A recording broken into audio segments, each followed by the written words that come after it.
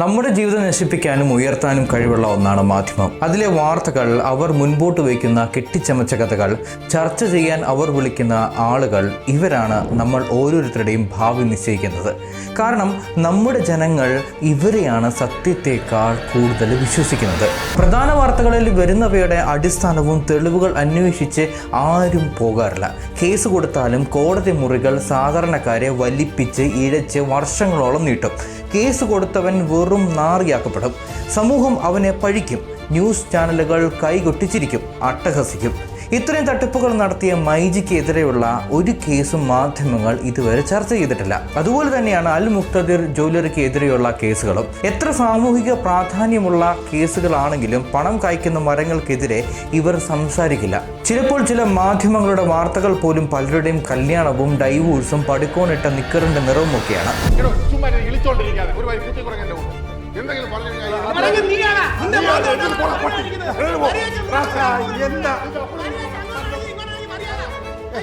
Videos എടുത്ത് നോക്കൂ, നമ്മൾ ശരണം വിളിക്കുന്നുണ്ട്. നമ്മൾ ശരണം വിളിക്കുന്ന വീഡിയോസ്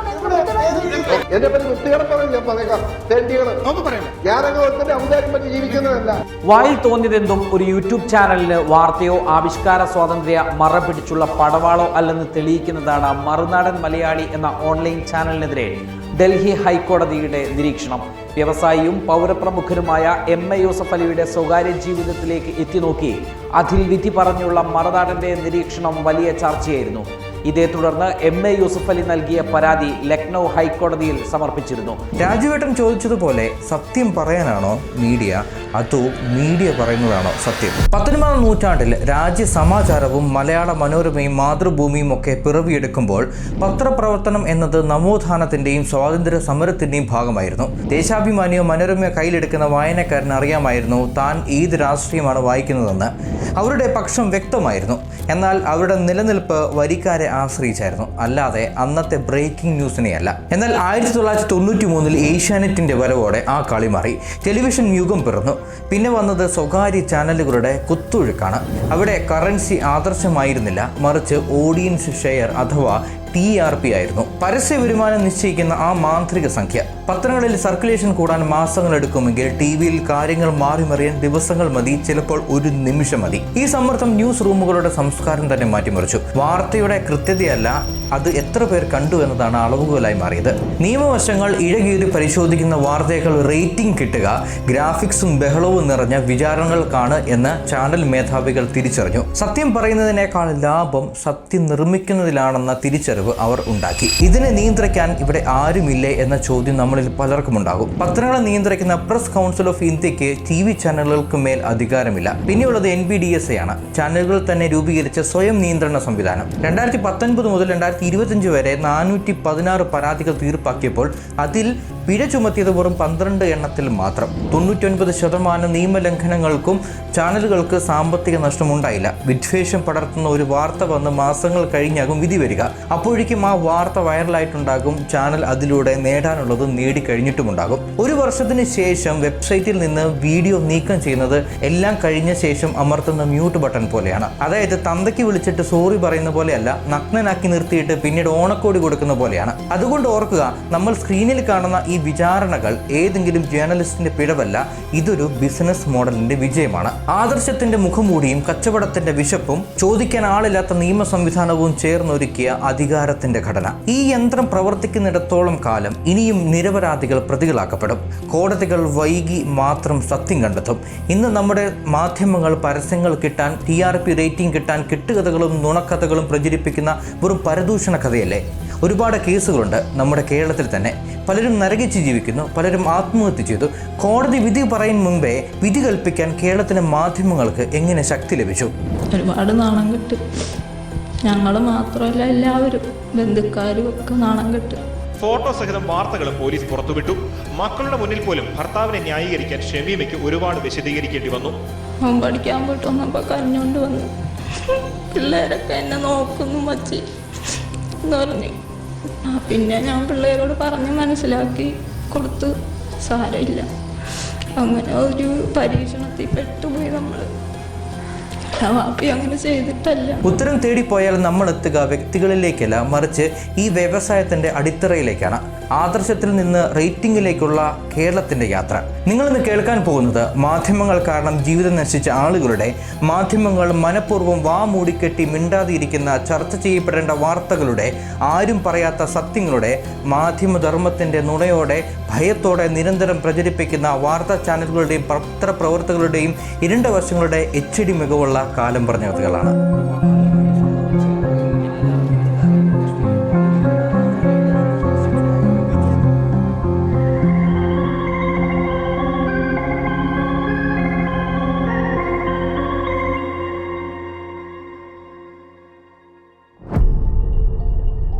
നിങ്ങൾ ഈ ചിത്രത്തിൽ കണ്ടത് മറിയക്കുട്ടിയെയാണ്. അടിമാലിയിലെ ഓലമെഞ്ഞ കൂരയിൽ താമസിക്കുന്ന ക്ഷേമ പെൻഷന് വേണ്ടി തെരുവിലിറങ്ങിയ 80 വയസ്സുകാരി. പക്ഷേ പാർട്ടിപത്രമായ ദേശാഭിമാനിക്ക് അവർ ഏക്കർ കണക്കിന് ഭൂമിയുള്ള മുതലാളിയായിരുന്നു. നുണ പൊളിഞ്ഞപ്പോൾ പത്രം ഒരു ചെറിയ തിരുത്ത് നൽകി തലയൂരി. പക്ഷേ ആ വയോധികയ്ക്കുണ്ടായ അപമാനം ആര് തിരുത്തും? പിന്നീട് നമ്മൾ കണ്ടത് മരണങ്ങളാണ്. അലൻ സ്റ്റാലിയും അമ്മയും പോലീസ് ഗൂഢാലോചന കണ്ടെത്തുന്നതിന് മുൻപേ മാധ്യമങ്ങൾ വൃതി പ്രഖ്യാപിച്ചപ്പോൾ അപമാനം താങ്ങാനാവാതെ ജീവൻ ഒടുക്കിയവർ. ഡോക്ടർ അനൂപ് കൃഷ്ണ ഒരു ചികിത്സാ പിഴവിനെ സോഷ്യൽ മീഡിയയും ഓൺലൈൻ ചാനലുകളും കൊലപാതകമായി ആഘോഷിച്ചപ്പോൾ ആത്മഹത്യയിൽ അഭയം തേടിയ യുവ ഡോക്ടർ. ഇവിടെയൊന്നും കോടതി വിധി പറഞ്ഞിരുന്നില്ല. വിധി പറഞ്ഞത് സൈബർ ഇടങ്ങളായിരുന്നു. കളമശ്ശേരി സ്ഫോടനത്തിന് ശേഷം കേരളത്തിൽ പടർന്നത് വർഗീയ വിഷമായിരുന്നു. അന്ന് മുഖ്യമന്ത്രിക്ക് നിയമസഭയിൽ സമ്മതിക്കേണ്ടി വന്നു. വർഗീയ വിദ്വേഷം പടർത്തിയതിന് 50-ലധികം കേസുകളാണ് ഓൺലൈൻ പോർട്ടലുകൾക്കും ചാനലുകൾക്കുമെതിരെ എടുത്തതെന്ന് മുൻ കേന്ദ്രമന്ത്രി രാജീവ് ചന്ദ്രശേഖർ റിപ്പോർട്ടർ TVക്കെതിരെ നൽകിയ മാനനഷ്ട കേസും നമ്മൾ കണ്ടതാണ്. തെളിവില്ലാത്ത ഭൂമി ഇടപാടുകൾ വാർത്തയായപ്പോൾ അവിടെ ചോദ്യം ചെയ്യപ്പെട്ടത് ഒരു വ്യക്തിയുടെ മാത്രമല്ല, മാധ്യമ ധാർമ്മികതയുടെ കൂടി വിശ്വാസ്യതയാണ്. ഒടുവിൽ ഹൈക്കോടതിക്ക് തന്നെ ഇടപെടേണ്ടി വന്നു. TN സൂരജിന്റെ കേസിൽ റിപ്പോർട്ടർ TVയെ കോടതി വിലക്കി. അർദ്ധസത്യങ്ങളും നുണകളും വിളിച്ചു പറഞ്ഞ് വിചാരണയെ സ്വാധീനിക്കാൻ അനുവദിക്കില്ലെന്ന് കോടതി കർശനമായി പറയേണ്ടി വന്നു. സ്വർണ്ണക്കടത്ത് മുതൽ കോവിഡ് കാലത്തെ വാർത്തകൾ വരെ ചൂണ്ടിക്കാട്ടി പൗരന്റെ സൗകര്യ ജീവിതത്തിന്റെ മേൽ കുതിര കയറാൻ മാധ്യമ സ്വാതന്ത്ര്യത്തിന് അവകാശമില്ലെന്ന് ഹൽവി ഹർജിയിലും കോടതി ഓർമ്മിപ്പിച്ചു. നോക്കൂ, ഇതിൽ ഇരകളാക്കപ്പെട്ടവർ ആരുമാകാം. ഓലമേഞ്ഞ കൂരയിലെ മറിയക്കുട്ടി മുതൽ ഉന്നത വിദ്യാഭ്യാസമുള്ള ഡോക്ടർമാരും മുൻ കേന്ദ്രമന്ത്രിമാരും വരെ.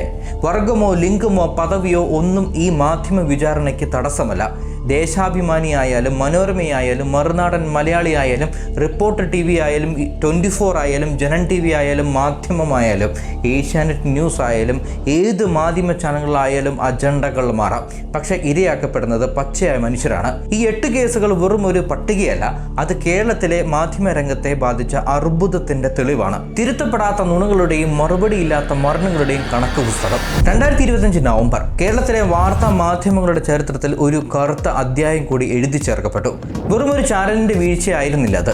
സ്വയം നിയന്ത്രണം എന്ന പേരിൽ ഇത്ര കാലം നടമാടിയ ഒരു വലിയ നാടകത്തിന്റെ തിരശ്ശീല വീഴുകയായിരുന്നു അവിടെ. ഇന്ത്യൻ ടെലിവിഷൻ റേറ്റിംഗിന്റെ വിധി നിർണ്ണയിക്കുന്ന ബാർക്കിന്റെ വൈസ് പ്രസിഡന്റ് ക്രിപ്റ്റോ കറൻസി വഴി കോഴ നൽകപ്പെടുന്നു. കൈമാറപ്പെട്ടത് 1-2 ലക്ഷമല്ല, ഏകദേശം 100 കോടി രൂപയാണെന്നാണ് ആരോപണം. അപ്പോൾ ഈ റേറ്റിംഗ് അനലൈസ് ചെയ്ത് ഗവേഷണം നടത്തുന്നതിനിടയിൽ ഒരു കാര്യം എൻ്റെ ശ്രദ്ധയിൽപ്പെട്ടതാണ് ഇത് കൂടുതൽ അന്വേഷിക്കാൻ കാരണമായത്. അതായത് വടക്കൻ കേരളത്തിലെ ഒരു ചെറിയ 20,000 മാത്രം, ഏതാണ്ട് 20,000 റൗണ്ട് കണക്ഷൻസ് ഉള്ള ഒരു കേബിളിൽ ഒരു ലാൻഡിംഗ് പേജ് എടുത്ത ഒരാൾ പെട്ടെന്ന് കേരളത്തിലെ 85 ലക്ഷം കേബിൾ ഹോംസ് കേരളത്തിലുണ്ട്. 85 ലക്ഷം വീടുകളിൽ കേബിൾ കണക്ഷൻ ഉണ്ട്. ഈ 85 ലക്ഷം വീടുകളിലെ കേബിളുകളിലെല്ലാം ഒരു പ്രത്യേക ചാനലിന് വേണ്ടി റേറ്റിംഗ് മാറുന്നു എന്ന് പറയുന്ന അത്ഭുതം എൻ്റെ ശ്രദ്ധയിൽപ്പെട്ടു. അതായത് റേറ്റിംഗ് കുതിക്കുകയാണ്. 20 ആണെങ്കിൽ 40, 40 ആണെങ്കിൽ 80. അപ്പോൾ അതിനോടൊപ്പം തന്നെ സോഷ്യൽ മീഡിയയിലും വലിയ പ്രചാരം എൻ്റെ ശ്രദ്ധയിൽപ്പെട്ടു. ഒരു പ്രത്യേക ചാനൽ കുതിച്ചുകൊണ്ടിരിക്കുന്നു എന്നുള്ളത്. അപ്പോൾ ആ ചാനലിൻ്റെ കുതിപ്പല്ല കിതപ്പാണ് നമ്മൾ കണ്ടുകൊണ്ടിരുന്നത്. അതുപോലെ തന്നെ ഫോൺ ഫാമിംഗ്, ബോട്ടിംഗ് എന്നീ സാങ്കേതിക സാധ്യതകൾ ഉപയോഗിച്ച് തായ്ലൻഡിലോ മലേഷ്യയിലോ ഒക്കെ ഇരുന്ന ചില കമ്പനികളുമായി അമേരിക്കൻ ഡോളർ കൊടുത്തുകൊണ്ട് ഈ യൂട്യൂബിൽ ഒരുപാട് വ്യൂവർഷിപ്പ് ഉണ്ടെന്ന് കാണിക്കാൻ വെളുപ്പിന് 3 മണിക്ക് പോലും 20,000 ആളുകളെയൊക്കെ കാണിച്ചു കൊടുക്കുന്ന ഇതാണ് ഫോൺ ഫാമിംഗ് എന്ന് പറയുന്ന സമ്പ്രദായം. ഇത് നമുക്ക് യഥാർത്ഥത്തിൽ വലിയൊരു സംഭവമൊന്നുമല്ല. മാർക്കറ്റിലൊക്കെ പല ആളുകളും നടക്കുന്നുണ്ട്. ഫോൺ ഫാമിംഗ് വഴി നിങ്ങളുടെ വ്യൂവർഷിപ്പ് കൂട്ടിത്തരാം.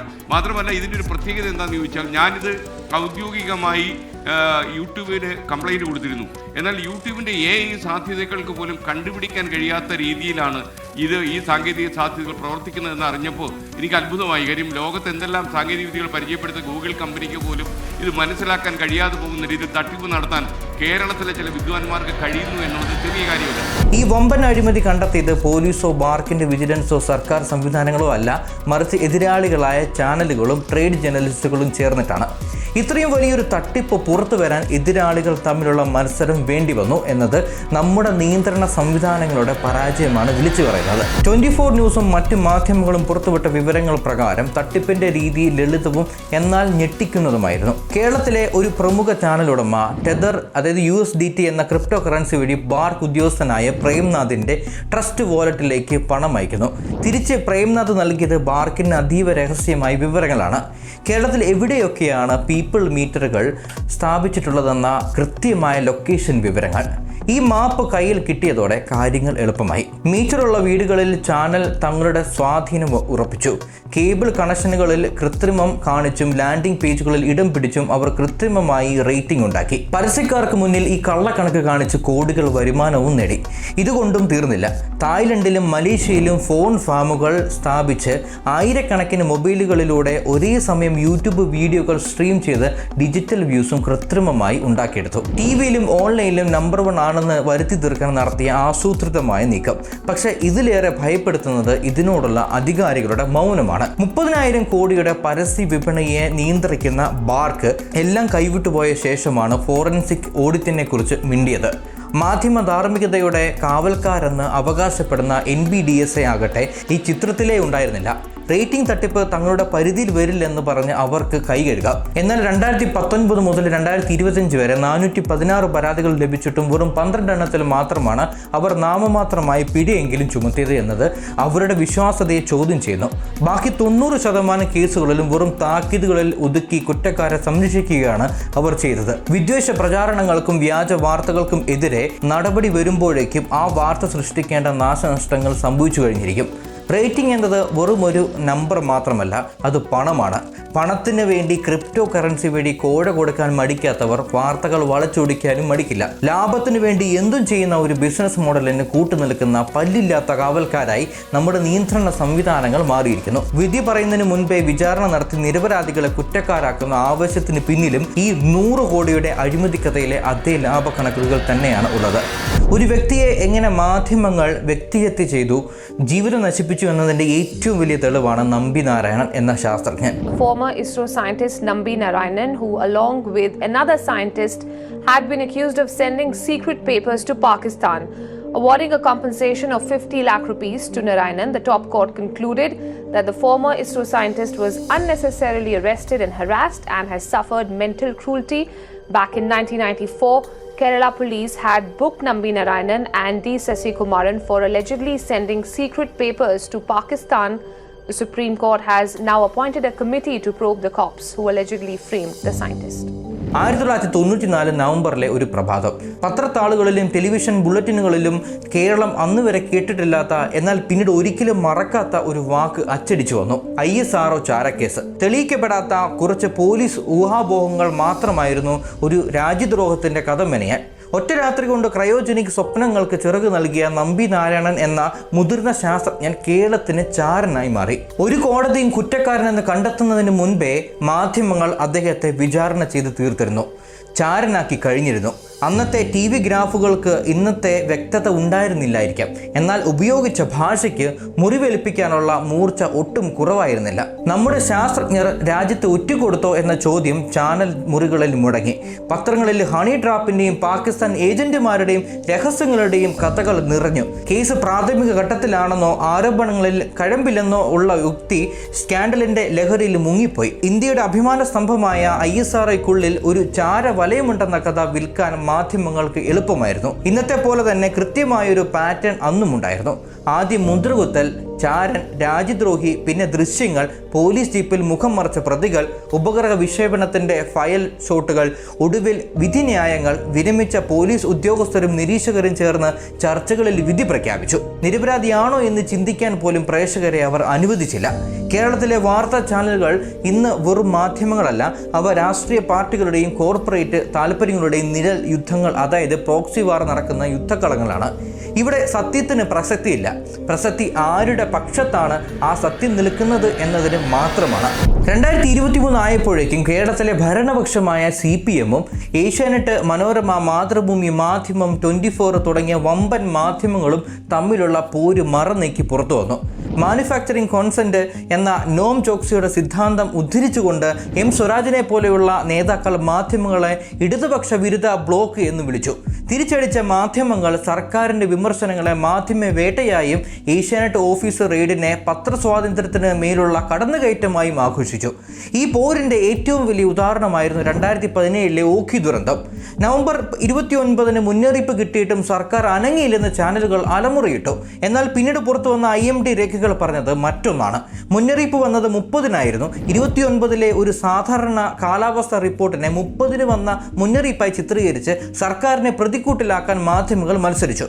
അന്ന് ചാനലുകൾ വിറ്റഴിച്ചത് ഒരു നുണയായിരുന്നു. പക്ഷേ സത്യം പുറത്തു വന്നപ്പോഴേക്കും സർക്കാർ മുന്നറിയിപ്പ് അവഗണിച്ച് എന്ന കഥ ജനമനസ്സിൽ ഉറച്ചു കയറിയിരുന്നു. 7 വർഷങ്ങൾക്ക് ശേഷം 2024-ൽ വയനാട് ദുരന്തമുണ്ടായപ്പോഴേക്കും ഈ പാറ്റേൺ ആവർത്തിച്ചു. കേന്ദ്ര സഹായത്തിന് വേണ്ടിയുള്ള കണക്കുകളെ കൊള്ളയടിക്കാനുള്ള കണക്കുകളായി മാധ്യമങ്ങൾ വ്യാഖ്യാനിച്ചു. ഇതിനെതിരെ മുഖ്യമന്ത്രി പിണറായി വിജയൻ നടത്തിയ പ്രതികരണം ചരിത്രപരമായിരുന്നു. ഇത് മാധ്യമ പ്രവർത്തനമല്ല, വിനാശകരമായ പത്രപ്രവർത്തനമാണ്, അതായത് ഡിസ്ട്രക്റ്റീവ് ജേർണലിസം സമൂഹത്തോടുള്ള കുറ്റകൃത്യമാണ് എന്ന് മുഖ്യമന്ത്രി തുറന്നടിച്ചു. ഇവിടെ സംഭവിക്കുന്നത് ഭയപ്പെടുത്തുന്ന ഒന്നാണ്. സർക്കാരിനെ വിശ്വസിക്കുന്നവർ പാർട്ടി ചാനലുകളിലേക്കും എതിർക്കുന്നവർ മുഖ്യധാര മാധ്യമങ്ങളിലേക്കും ചേക്കരുത്. ഓരോ വാർത്തയും ഓരോ വെടിയുണ്ടകളാണ്. ആയുധങ്ങൾ മാറുന്നുവെന്ന് മാത്രം. മാധ്യമങ്ങൾ അധികാരത്തെ തിരുത്തേണ്ടവരാണ്. എന്നാൽ ഇന്ന് കേരളത്തിൽ രാഷ്ട്രീയ അധികാരവും മാധ്യമ അധികാരവും പരസ്പരം പോരടിക്കുന്നു. ഈ യുദ്ധത്തിൽ സത്യം ആര് പറയും? ഓരോ വാർത്തയും ഓരോ അജണ്ടയാകുമ്പോൾ പ്രേക്ഷകന് മുന്നിലുള്ളത് വാർത്തകളല്ല, മറിച്ച് തിരഞ്ഞെടുപ്പുകൾ മാത്രമാണ്. ഏത് നുണ വിശ്വസിക്കണമെന്ന തിരഞ്ഞെടുപ്പ്. ഒടുവിൽ 2024 നവംബറിൽ കേരള ഹൈക്കോടതി ആ വലിയ ചോദ്യത്തിന് ഉത്തരം നൽകി. ജസ്റ്റിസ് AK ജയശങ്കർ നമ്പ്യാർ അടങ്ങുന്ന 5-അംഗ ഭരണഘടനാ ബെഞ്ച് ചരിത്രപരമായ ഒരു വിധി പ്രഖ്യാപിച്ചു. വിചാരണ നടക്കുമ്പോൾ കുറ്റക്കാരനാണോ നിരപരാധിയാണോ എന്ന് വിധിക്കാൻ മാധ്യമങ്ങൾക്ക് അവകാശമില്ല. ഇതൊരു സാധാരണ വിധി ആയിരുന്നില്ല. പതിറ്റാണ്ടുകളായി മാധ്യമങ്ങൾ തങ്ങളുടെ കവചമായി ഉപയോഗിച്ചിരുന്ന ആർട്ടിക്കിൾ 19(1)A അഥവാ അഭിപ്രായ സ്വാതന്ത്ര്യം ഇവിടെ ഒരു മറയായി ഉപയോഗിക്കാനാവില്ലെന്ന് കോടതി അസന്നിഗ്ധമായി വ്യക്തമാക്കി.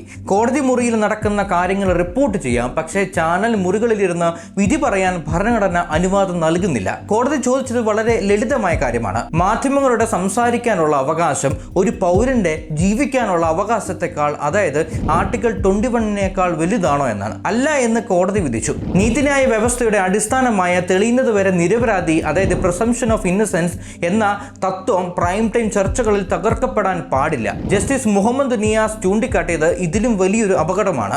മാധ്യമങ്ങൾ ഒരാളെ കുറ്റവാളിയായി പ്രഖ്യാപിക്കുകയും ഒടുവിൽ കോടതി അയാളെ വെറുതെ വിടുകയും ചെയ്യുമ്പോൾ ജനങ്ങൾക്ക് കോടതിയിലുള്ള വിശ്വാസമാണ് നഷ്ടപ്പെടുന്നത്. അപ്പോൾ ജനക്കൂട്ടം വിധിയെ ചോദ്യം ചെയ്യുന്നതിന് പകരം ജഡ്ജിയെ വേട്ടയാടുന്നു. നിയമമറിയാത്ത സാധാരണക്കാരെ സെൻസേഷണൽ കഥകൾ പറഞ്ഞ് തെറ്റിദ്ധരിപ്പിക്കുന്നത് അഭിപ്രായ സ്വാതന്ത്ര്യമല്ല, മറിച്ച് നീതി നിർവഹണത്തോടുള്ള വെല്ലുവിളിയാണ്. ഏറ്റവും വലിയ വൈരുദ്ധ്യം മറ്റൊന്നാണ്. കോടതി നിയമം പറഞ്ഞു, പക്ഷേ അത് നടപ്പിലാക്കേണ്ടത് ആരാണ്? മാധ്യമങ്ങൾ തന്നെ സ്വയം നിയന്ത്രിക്കണമെന്നാണ് കോടതി പറയുന്നത്. എന്നാൽ നമ്മൾ നേരത്തെ കണ്ട 100 കോടിയുടെ TRP തട്ടിപ്പും പല്ലില്ലാത്ത NBDSയും നിലനിൽക്കുന്നിടത്തോളം കാലം ചാനലുകൾക്ക് മാറാൻ എന്ത് പ്രേരണയാണുള്ളത്? സെൻസേഷണൽ വാർത്തകൾ നൽകിയാൽ റേറ്റിംഗ് കൂടും, വരുമാനം കൂടും, പിഴയോ ശിക്ഷയോ ലഭിക്കാൻ സാധ്യത തീരെ കുറവാണ്. ഈ സാമ്പത്തിക ലാഭം ഉപേക്ഷിച്ച് കോടതിയുടെ വാക്കുകൾ മാനിച്ച് ഏത് ചാനലാണ് സത്യസന്ധമായ മൗനം പാലിക്കുക? ചുരുക്കത്തിൽ 2024-ലെ വിധി ഒരു ശക്തമായ ഭൂപടമാണ്. നിയമം എവിടെ നിൽക്കണം എന്ന് അത് കാണിച്ചു തരുന്നു. പക്ഷേ ആ ഭൂപടം നോക്കി സഞ്ചരിക്കാൻ മാത്രം മാധ്യമങ്ങൾ ഇനിയും തയ്യാറായിട്ടില്ല. കാരണം വിപണി ഇപ്പോഴും ആവശ്യപ്പെടുന്നത് കോടതിയിലെ നീതിയല്ല, മറിച്ച് സ്ക്രീനിലെ ആഘോഷങ്ങളാണ്. ഒരു ചാനൽ ഒരാളെ സൂത്രധാരനെന്നോ തട്ടിപ്പുകാരനെന്നോ ബലാത്സംഖ്യയെന്നോ വിളിക്കാൻ എടുക്കുന്ന നിമിഷങ്ങൾ മാത്രമാണ്. പക്ഷേ അതിൻ്റെ ആഘാതം വരാൻ സമയമെടുക്കില്ല. ആ നിമിഷം മുതൽ തൊഴിലുടമകൾ അകലുന്നു, അയലക്കാർ സംശയത്തോടെ നോക്കുന്നു. സിനിമയിൽ നിന്നും ബിസിനസ്സിൽ നിന്നും ജീവിത മത്സരത്തിൽ നിന്നും സമൂഹത്തിൽ നിന്നും അവർ പുറത്താക്കപ്പെടുന്നു. ഇന്ത്യൻ നിയമവ്യവസ്ഥയിൽ ഇതിന് പരിഹാരമില്ലേ? ക്രിമിനൽ മാനനഷ്ട കേസ് നൽകാം, സിവിൽ കേസ് നൽകി നഷ്ടപരിഹാരം ചോദിക്കാം. പക്ഷെ പ്രായോഗികമായി ഇത് സാധാരണക്കാരന് അപ്രാപ്യമാണ്. ഒന്നാമത് കാലതാമസം. ഒരു മാനനഷ്ട കേസ് തീർപ്പാക്കാൻ വർഷങ്ങളെടുക്കും. 2025 സുപ്രീം കോടതി ഒരു പത്രാധിപരുടെ ശിക്ഷ ശരിവെച്ചു. പക്ഷേ അപ്പോഴേക്കും പരാതിക്കാരന് ഏൽക്കേണ്ട അപമാനം മുഴുവൻ ഏറ്റുകഴിഞ്ഞിരുന്നു. രണ്ടാമത്തേത് സാമ്പത്തിക ബാധ്യത. മറിയക്കുട്ടിയെ പോലൊരു വയോധികയ്ക്ക് ഡൽഹിയിലുള്ള വമ്പൻ ചാനലുകൾക്കെതിരെ കേസ് നടത്താനുള്ള പണം എവിടെയുണ്ട്? അവർക്ക് ഒരു മാപ്പ് കിട്ടാൻ പോലും തെരുവിലിറങ്ങേണ്ടി വന്നില്ലേ? മൂന്നാമത് നിയമപരമായുള്ള കെണി. വിചാരണകൾ നടക്കുമ്പോൾ മിണ്ടാതിരിക്കാനാണ് വക്കീലന്മാർ പ്രതികളോട് ഉപദേശിക്കുക. അതുകൊണ്ട് മാധ്യമങ്ങൾ ആക്രമിക്കുമ്പോൾ പ്രതിരോധിക്കാൻ കഴിയാതെ അവർ നിസ്സഹായരാകുന്നു. അലൻ സാലിയെയും ഡോക്ടർ അനൂപിനെയും പോലെയുള്ളവർക്ക് നിയമം പുസ്തകത്തിൽ മാത്രമേ ഉണ്ടായിരുന്നുള്ളൂ. കോടതി വിധി പറയും മുൻപേ സമൂഹം അവരെ വിചാരണ ചെയ്ത് കൊന്നുകഴിഞ്ഞിരുന്നു. ഇനി നിയന്ത്രണ സംവിധാനങ്ങളുടെ കാര്യമെടുക്കാം. പ്രസ് കൗൺസിൽ ഓഫ് ഇന്ത്യക്ക് TV ചാനലുകളെ നിയന്ത്രിക്കാൻ അധികാരമില്ല. പിന്നെയുള്ളത് NBDSA ആണ്. കഴിഞ്ഞ 5 വർഷത്തെ പരാതി കണക്കുകൾ എടുത്തു നോക്കിയാൽ തീർപ്പാക്കിയത് വെറും 416 പരാതികളാണ്. പിഴ വിധിച്ചത് വെറും 12 എണ്ണത്തിൽ. ബഹുഭൂരിപക്ഷം കേസുകളിലും ലഭിച്ചത് വെറും ഒരു താക്കീത് മാത്രം. ഒരു ചാനലിനെ സംബന്ധിച്ചിടത്തോളം കണക്ക് ലളിതമാണ്. പ്രൈം ടൈമിൽ ഒരു വ്യാജ വാർത്ത കൊടുത്താൽ കിട്ടുന്ന ലാഭം കോടികളാണ്. പിടിക്കപ്പെട്ടാൽ കിട്ടുന്ന ശിക്ഷയോ അടുത്ത വർഷം എപ്പോഴെങ്കിലും കൊടുക്കേണ്ടി വരുന്ന ചെറിയൊരു പിഴയോ മാപ്പോ മാത്രം. ലാഭക്കച്ചവടത്തിൽ ധാർമ്മികതയ്ക്ക് സ്ഥാനമില്ല എന്ന് സാരം. ഈ അവസ്ഥ മാറണമെങ്കിൽ ഉപദേശങ്ങൾ പോരാ, ഘടനാപരമായ മാറ്റങ്ങൾ തന്നെ വേണം. ഈ വീഡിയോയിൽ ഞാൻ മുമ്പോട്ട് വെക്കുന്ന 6 നിർദ്ദേശങ്ങൾ ഇവയാണ്. ഒന്നാമത് NBDSA അഴിച്ചു പണിയുക. ഇന്നത്തെ സംവിധാനം ചാനലുകൾ തന്നെ പണം മുടക്കി നടത്തുന്നതാണ്. അത് മാറി പാർലമെന്റ് നിയമത്തിലൂടെ സ്ഥാപിക്കുന്ന ഒരു സ്റ്റാറ്റ്യൂട്ടറി ബ്രോഡ്കാസ്റ്റ് അതോറിറ്റി വരണം. അതിൽ ജഡ്ജിമാരും പൗരപ്രമുഖരും അംഗങ്ങളാകണം. ചാനൽ മുതലാളിമാർക്ക് അതിൽ സ്വാധീനം ഉണ്ടാകരുത്. രണ്ടാമത് പിഴ വരുമാനത്തിന്റെ അടിസ്ഥാനത്തിലാകണം. 25 ലക്ഷം എന്ന ഇന്നത്തെ പരമാവധി പിഴ വമ്പൻ ചാനലുകൾക്ക് ഒരു ദിവസത്തെ ചായക്കാശ് മാത്രമാണ്. നിയമം ലംഘിക്കുന്ന ചാനലുകളിൽ നിന്ന് അവരുടെ വാർഷിക വരുമാനത്തിന് 2 മുതൽ 5% വരെ പിഴ ഈടാക്കണം. ലാഭത്തെ ബാധിക്കുമ്പോൾ മാത്രമേ ബോർഡ് റൂമുകളിൽ എത്തിക്സ് ചർച്ച ചെയ്യപ്പെടൂ. മൂന്നാമത്തത് 24 മുതൽ 48 മണിക്കൂർ സംപ്രേഷണ വിലക്ക്. വിദ്വേഷമോ പച്ചക്കള്ളമോ പ്രചരിപ്പിച്ചാൽ വിധി വരാൻ കാത്തു നിൽക്കരുത്. പ്രഥമ ദൃഷ്ടിയ കുറ്റകരമാണെങ്കിൽ ആ പരിപാടി അല്ലെങ്കിൽ ആ ചാനൽ 24 മുതൽ 48 മണിക്കൂർ വരെ നിർത്തിവെപ്പിക്കാൻ റെഗുലേറ്റർക്ക് അധികാരം വേണം. സ്ക്രീൻ കറുത്തുപോയാൽ മാത്രമേ മാറ്റം വരൂ. 4 പ്രസ് കൗൺസിലിന്റെ പരിധി വികസിപ്പിക്കുക. പത്രങ്ങളെ മാത്രം നിയന്ത്രിക്കുന്ന പഴയ നിയമം മാറ്റി TVയും ഡിജിറ്റൽ മാധ്യമങ്ങളും പ്രസ് കൗൺസിലിന്റെ പരിധിയിൽ കൊണ്ടുവരണം. എല്ലാവർക്കും ഒരേ ധാർമ്മിക നിയമം ബാധകമാകണം. 5 അതിവേഗ കോടതികൾ. സാധാരണക്കാർക്ക് നീതി കിട്ടാൻ പ്രത്യേക ഡിഫേമേഷൻ ബെഞ്ചുകൾ ഹൈക്കോടതിയിൽ സ്ഥാപിക്കണം. മറിയക്കുട്ടിയെ പോലെയുള്ളവർക്ക് മാസങ്ങൾക്കുള്ളിൽ പരിഹാരം ലഭിക്കണം. 6ാമത്തത് കൃത്യമായ പെരുമാറ്റച്ചട്ടം, അതായത് സ്റ്റാറ്റ്യൂട്ടറി കോഡ്. വിധി വരുന്നതിന് മുൻപ് പ്രതിയെ കുറ്റക്കാരനായി പ്രഖ്യാപിക്കരുത്. ഇതൊരു നിയമമായി മാറണം. അന്വേഷണ ഏജൻസികൾ ചോർത്തി നൽകുന്ന വിവരങ്ങൾ ഊഹാപോഹങ്ങളാണെന്ന് വാർത്തയിൽ എഴുതി കാണിക്കണം. പക്ഷെ ഈ മാറ്റങ്ങൾ എളുപ്പമല്ല. മാധ്യമങ്ങൾ ഇതിനെ പത്രസ്വാതന്ത്ര്യത്തിന് മേലുള്ള കടന്നുകയറ്റം എന്ന് വിളിക്കും. രാഷ്ട്രീയക്കാർക്ക് ഭയമുണ്ടാകും. പക്ഷെ ഓർക്കേണ്ട ഒരു കാര്യം, നിയമം പറയുന്ന അന്തസ്സ് പൗരന്റെ മൗലികാവകാശമാണെന്നാണ്. എന്നാൽ വിപണി പറയുന്നത് വ്യക്തിഹത്യ ലാഭകരമാണെന്നാണ്. ഈ യുദ്ധത്തിൽ ആര് ജയിക്കും? കോടതികളോ അതോ വിപണിയോ? ഉത്തരം നൽകേണ്ടത് നമ്മൾ ഓരോരുത്തരുമാണ്, അതായത് പ്രേക്ഷകർ. ഈ വീഡിയോയിലെ ഓരോ കാര്യങ്ങളും വിരൽ ചൂണ്ടുന്നത് ഒരേ പാറ്റേണിലേക്കാണ്. ISR ചാരക്കേസിൽ കോടതി ഫയൽ തുറക്കുന്നതിന് മുൻപേ ഒരു ശാസ്ത്രജ്ഞനെ മാധ്യമങ്ങൾ രാജ്യദ്രോഹിയാക്കി. നീതി കിട്ടാൻ ദശാബ്ദങ്ങൾ എടുത്തു. മറിയക്കുട്ടിയും അലൻ സാലിയും ഡോക്ടർ അനൂപും നികത്താനാവാത്ത നഷ്ടങ്ങളുടെ പേരുകളാണ്. മാപ്പപേക്ഷകൾ കൊണ്ടോ പിന്നീട് വരുന്ന അന്വേഷണങ്ങൾ കൊണ്ടോ ഉണങ്ങാത്ത മുറിവുകൾ. 1 സെൻസേഷണൽ വാർത്തകൾക്ക് ഇപ്പോഴും TRP കൂടുതലാണ്. 2 NBDSAയും പ്രസ് കൗൺസിലും ഇപ്പോഴും പല്ലില്ലാത്ത കാവൽക്കാരാണ്. 3 മാനനഷ്ട കേസുകൾ ഇപ്പോഴും സാധാരണക്കാരന് ബാലികേറ മലയാണ്. ഫാർമസ്യൂട്ടിക്കൽ കമ്പനിയുടെ കമ്മീഷൻ സംവിധാനം നിർത്തലാക്കാതെ മരുന്ന് കുറിച്ചു നൽകുന്ന ഡോക്ടർമാരെ മാത്രം കുറ്റം പറഞ്ഞിട്ട് കാര്യമുണ്ടോ? അതുപോലെയാണ് ഇതും. മാറ്റം വരണമെങ്കിൽ 3 തലകളിൽ ഒരേ സമയം യുദ്ധം ചെയ്യേണ്ടതുണ്ട്. നിയമം, മാധ്യമരംഗം, പിന്നെ ജനങ്ങളും. 1 സ്മാർട്ടായ സ്വതന്ത്രമായ നിയന്ത്രണം, അതായത് സർക്കാർ സെൻസർ ചെയ്യണമെന്നല്ല ഇതിനർത്ഥം, മറിച്ച് തെറ്റ് ചെയ്താൽ അതിന് വില കൊടുക്കേണ്ടി വരണം. 2 മാധ്യമങ്ങളുടെ ആത്മപരിശോധന, അതായത് ഇൻഡസ്ട്രി റിഫോം. ഡോക്ടർമാർക്കും വക്കീലന്മാർക്കും ലൈസൻസ് ഉണ്ട്, എത്തിക്സ് ഉണ്ട്. തെറ്റ് ചെയ്താൽ പ്രാക്ടീസ് ചെയ്യാൻ പറ്റില്ല. എന്നാൽ ഒരു ജീവിതം തകർക്കാൻ ശേഷിയുള്ള ജേർണലിസത്തിന് ഇന്നും കൃത്യമായ യോഗ്യതാ മാനദണ്ഡങ്ങളില്ല. എഡിറ്റർമാർക്കും ആങ്കർമാർക്കും കൃത്യമായ പെരുമാറ്റച്ചട്ടം വേണം. ന്യൂസ് റൂമുകളിൽ ഓംബുഡ്സ്മാൻ സംവിധാനം വേണം. തെറ്റുകൾ തിരുത്താൻ പ്രേക്ഷകന് ഒരിടം വേണം. ജനങ്ങളുടെ പ്രതികരണം, അതായത് പബ്ലിക് പ്രഷർ ഏറ്റവും പ്രധാനം ഇതാണ്. 3 ജനങ്ങളുടെ പ്രതികരണം. ഏറ്റവും പ്രധാനം ഇതാണ്: വിദ്വേഷം വിൽക്കുന്ന ചാനലുകളെ നമ്മൾ കാണാതിരിക്കുക. വ്യാജ വാർത്ത നൽകുന്ന ചാനലുകൾക്ക് പരസ്യം നൽകുന്ന ബ്രാൻഡുകളെ ജനങ്ങൾ ചോദ്യം ചെയ്യണം. നല്ല വാർത്തകൾക്ക് റേറ്റിംഗ് കുറവാണെങ്കിലും അത് കാണാൻ നമ്മൾ തയ്യാറാകണം. ഈ വീഡിയോ അവസാനിക്കുന്നത് ഒരു ചോദ്യത്തിലാണ്: കേരളത്തിലെ മാധ്യമങ്ങൾ ജനാധിപത്യത്തിൻ്റെ 4ാം തൂണാണോ, അതോ ലാഭത്തിന് വേണ്ടി പ്രവർത്തിക്കുന്ന കോർപ്പറേറ്റ് ഏകാധിപതികളാണോ? നിയന്ത്രണങ്ങൾ വരുമ്പോൾ അത് സർക്കാരുകൾ മാധ്യമങ്ങളെ വേട്ടയാടാനുള്ള ആയുധമാക്കരുത്. അതുകൊണ്ട് തന്നെ നിയന്ത്രണം സർക്കാരിൻ്റെ കയ്യിലല്ല, മറിച്ച് സ്വതന്ത്രമായ നീതിന്യായ സംവിധാനത്തിൻ്റെ കയ്യിലാകണം. മാധ്യമ വിചാരണകൾ അവസാനിപ്പിക്കണം. കോടതികൾ വിധി പറയട്ടെ. അതുവരെ ആരും കുറ്റക്കാരല്ല. മാധ്യമങ്ങൾ ജനങ്ങളുടെ ശബ്ദമാകണം, അല്ലാതെ വിധികർത്താക്കളാകരുത്.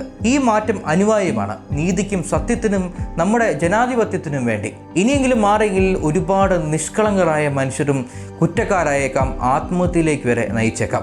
ഒരു കൂട്ടം സമൂഹം അവരെ തള്ളിപ്പറഞ്ഞേക്കാം. ഒരു പത്രപ്രവർത്തകൻ വിചാരിച്ചാൽ ഒരാളുടെ ജീവിതം മാറ്റിമറിക്കാൻ സാധിക്കും. അത് ഉയർത്താനും സാധിക്കും, വളയ്ക്കാനും സാധിക്കും, നശിപ്പിക്കാനും സാധിക്കും. നമ്മുടെ നാട് നന്നാവട്ടെ. വീഡിയോ ഇഷ്ടമായെങ്കിൽ ചാനൽ സബ്സ്ക്രൈബ് ചെയ്യുക. മറ്റൊരു വീഡിയോയിൽ കാണാം. Thank you for watching.